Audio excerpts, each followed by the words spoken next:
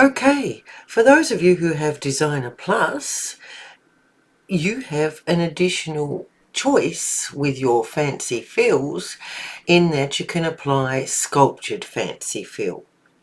Now I've done it in the title here in the lettering, but this lettering's been made quite large. As I mentioned in the fancy fill video, you really need big objects to really see the effect.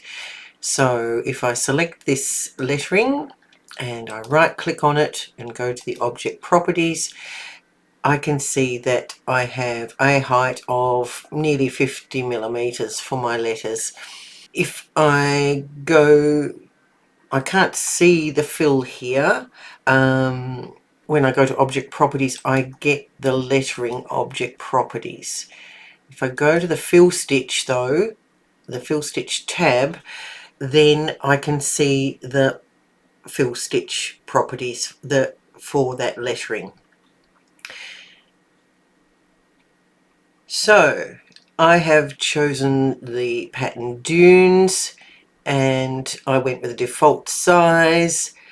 The big difference to just putting in a fancy fill is that I have clicked on the word sculpture, which has applied the fill to the turning angles. Lettering has turning angles by its very nature, and so this is one case where I would leave my lettering as a lettering object and therefore have more than one object. So if I select this R, well, I have to select the lettering again. Let's go out of True View so I can see.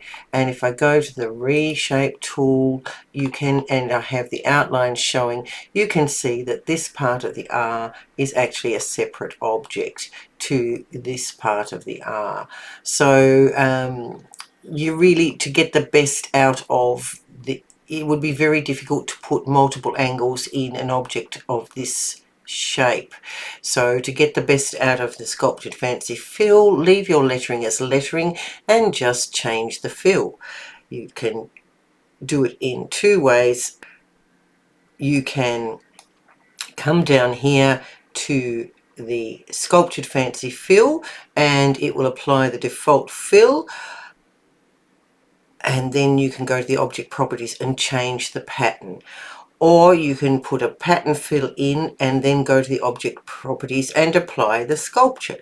So you've got the access to that in both. Let's just go back to selected and right click object properties.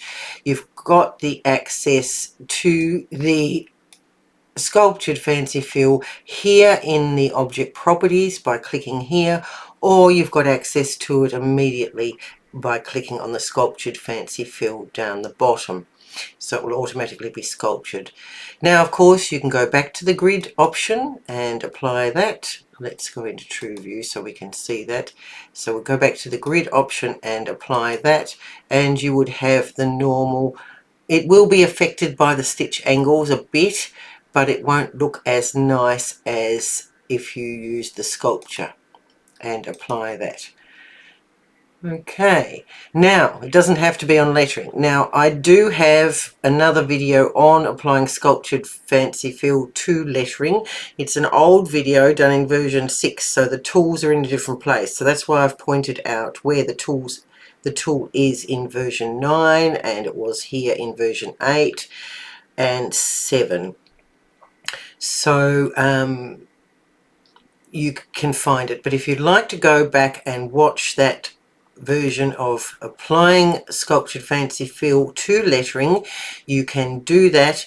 I'll put a link below for that one in the description. Alright, so let's have a look at it without using lettering. So let's go to a new design, and I'm going to just bring in an image, and this is in your software. So if you go to the libraries, pictures, Bernina 9 pictures, artwork, and the WMF folder, and then scroll down, you'll find quite a pretty little flower here. Just go up a bit so you can see this flower here. You can either bring it in as the PNG.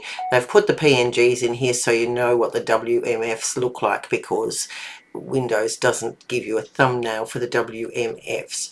So you can bring a WMF straight into embroidery canvas, so I'm going to choose that one because vectors are always just that little bit more cleaner, and I'm going to auto digitize it. So I'm going to select that one and open it. And here's my image. I'll zoom in. Now I'm just going to, because I'm here to demonstrate the sculptured fancy fill, I'm just going to auto digitize this with the instant auto digitize. Now if you've watched my frog videos, you'll know that there is quite a bit you need to clean up sometimes in auto digitizing. So in this case, I'll just hide the image for now and go to out of true view, and you can see I've got really long satin stitches across this part of the flower, so that's the first thing I'd fix. But I'm not going to do that in this video because I'm here to talk about sculptured fancy fill. So I'll go back to true view. Alright, let's zoom into this petal here. Now sculptured fancy fill, as I'm quickly mentioned when I was talking about the lettering, is applied to an object that has turning angles.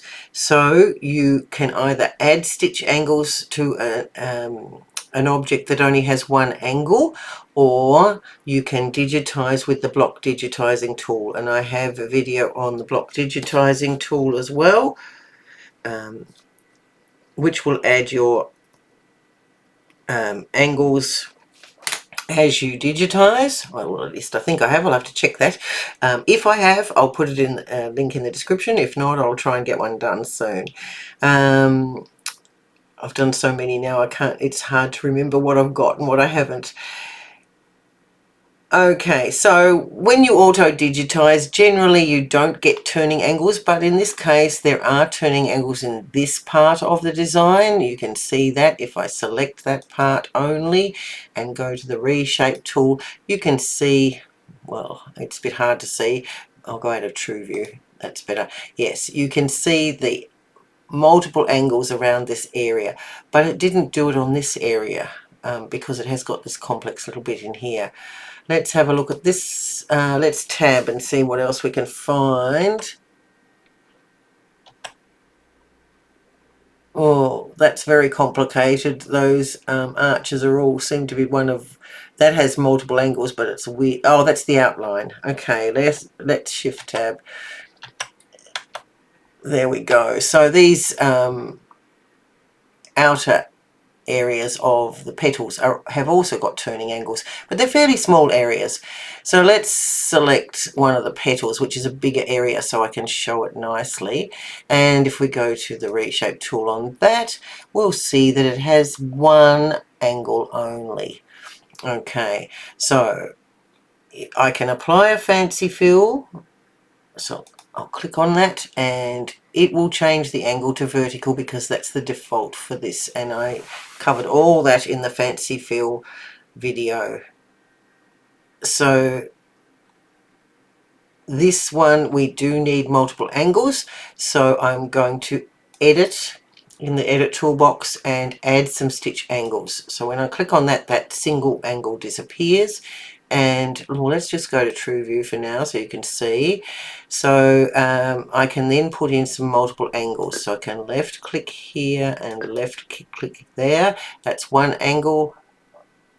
I'm going to have a straight up and down angle in the middle, and I'm going to have an angle that comes in at this direction here, and enter.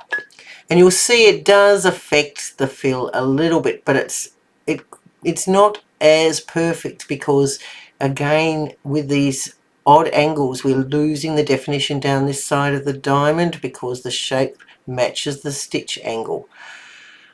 So I'll select and click off, and I'll go out of true view so you can see that clearly. As you can see, the needle penetrations have disappeared here, and there's not too many down this side either. Had this been a bigger area, you might have seen more faults, more more places where you need to do something. So you can see here that there's only a few needle penetrations down this side as well. So while I've got it out of true view, let's just change the color. So I'll select it and change the color to this nice neon red and click off so you can see those even more clearly. And let's go to the object properties and let's select, I'll just move that across a bit, select the sculptured option and apply that. And you can see that it has tried to now bend the pattern to fit the angles in a way that allows all the areas to have enough needle penetrations. It's very clever, but it distorts it. So you can see these aren't straight lines anymore. They've got quite a bit of a curve to them. Now let's go into True View and you can see that there. Now you can go back to the grid option and then go to the layout, but it will square everything back again. And I did try taking this bottom left one and centering it on the object and enter. So now I've got it centered, and then applying the sculpture, apply, but it's still moved it off center. So you haven't got the control of where it actually sits as far as the pattern repeats go. It will override anything you try to do there with the layout, unfortunately. But if it looks really odd like this, then choose a different pattern, one that's smaller so that it's not so obvious that it's not centered in the object. Just different things to think about. But as you can see, the diamonds are quite clear where they show. So using the sculptured fancy fill fixes the problem of when you have multiple angles in an object. So you may or may not want that, but it all depends on what you're doing. Now the manual also talks about using the wave fill. So let's undo all of this, back to our step fill, and I'm going to apply change the color again. Okay, and so it does say that you have to apply the wave fill to the step fill first before you choose your pattern fill, but I did find that I could just do it with the pattern fill. So I'm going to just apply a pattern fill. Oh, I need to select the object first and apply a pattern fill. Okay, so this will have a similar effect, but just watch the direction of the stitching. So while I've got that selected, I'm going to come down here to my wave fill, and I do have a video on wave fill you can go and watch to find out all about that. I'll put a link to that too below. When I apply the wave fill, the direction of the stitches changes to almost horizontal, and it tries to curve the pattern. You can see it's curving, so it's similar to the sculptured fancy fill, but look here, I am zoomed in, but I'm starting to get gaps, and that's because I've got very long stitches, and it's trying to curve those stitches around a curve, and it's not managing it because they're straight long stitches. So if I go out of True View, you can see that gap there, and there's another one here, not quite so obvious, and here and here. So I prefer the sculptured fancy fill to the wave fill. However, you can probably get the wave fill lined up a little bit more, but then again, choose a pattern that hasn't got really long stitches, so a smaller pattern. So let's change it to that dune pattern.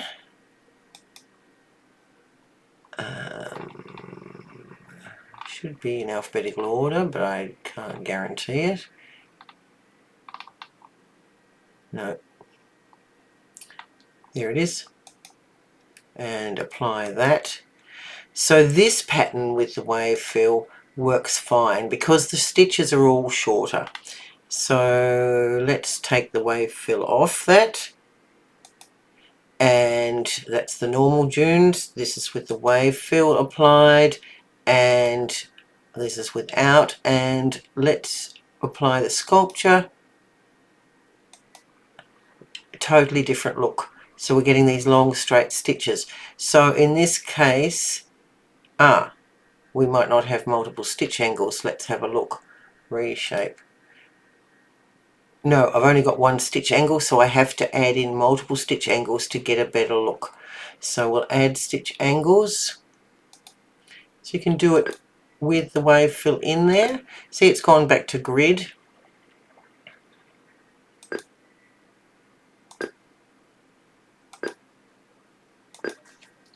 Enter. So now it's sculptured following those waves. So two different looks, but you could use either the wave fill or the sculptured fancy fill. Let's put the angles going across this time. Undo. So I've got only one stitch angle. Add stitch angles. So I'm going to go, how will I do this? You can't really go across, can you? Or say we wanted them to bunch up over this side.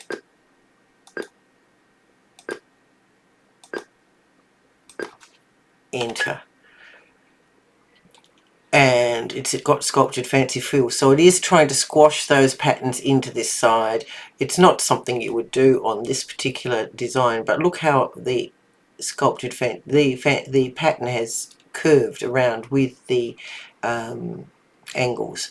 So you really need to play with this tool to understand it all, but as I said, go and watch those other videos I'm referencing in the description, and if you would like any help with the sculptured fancy fill, you can post a question in the comments below. Thank you very much.